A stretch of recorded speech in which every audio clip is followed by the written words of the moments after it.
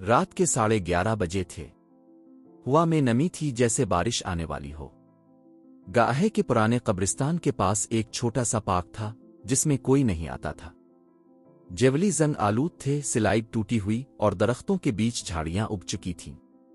مگر سب سے عجب بات یہ تھی کہ ہر رات ٹھیک 12 بجے ایک جھولا خود بخود ہلنے لگتا تھا۔ آباد پورے گاؤں میں مشہور تھی۔ لوگ کہتے تھے وہاں کسی بچے کی روح پھنس گئی ہے، لیکن فہیم جو شہر سے آیا نیا استاد تھا ایسی باتوں پر یقین نہیں کرتا تھا۔ اس نے گاؤں کے لوگوں سے کہا اور ایک رات خود ثبوت لینے نکل گیا۔ 12 بجنے میں 5 منٹ باقی تھے۔ وہ پارک پہنچا، ہاتھ میں ٹارچ اور موبائل کیمرہ آن کیا۔ اس نے کیمرہ زمین پر رکھا اور جھولے کے سامنے بیٹھ گیا۔ چاروہے طرف سناٹا، درختوں سے ٹھنڈی ہوا چل رہی تھی۔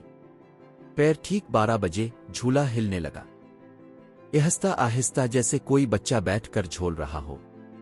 چک چک چک آواز گونجی۔ فاؤم کا دل زور سے دھڑکنے لگا، مگر اس نے خود کو مضبوط کیا۔ اچانک جھولا ایک دم زور سے جھولنے لگا۔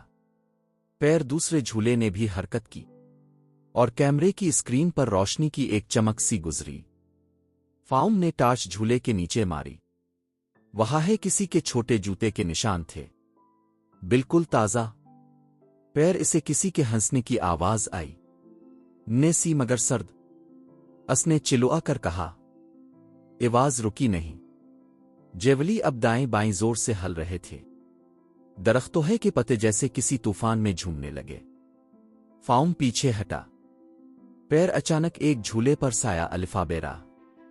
الفاق چھوٹے بچے کا دھندلا سا عکس، چہرہ دکھائی نہیں دے رہا تھا، بس 2 سفید آنکھیں۔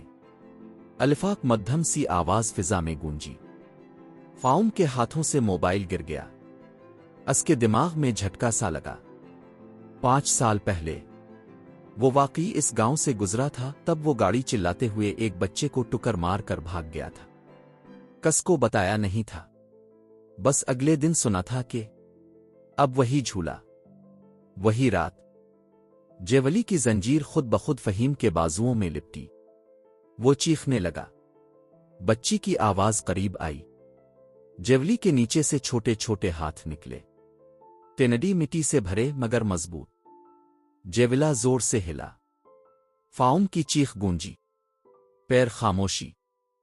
جیولی رک گئے، ہوا تھم گئی۔ اگلی صبح جب لوگ وہاں پہنچے، جیولا آدھا ٹوٹا ہوا تھا اور زمین پر فہیم کا موبائل پڑا تھا۔ اس میں آخری ویڈیو ریکارڈ ہوئی تھی۔ جیولا ہل رہا تھا اور کیمرے کے سامنے کسی بچے کی آواز تھی،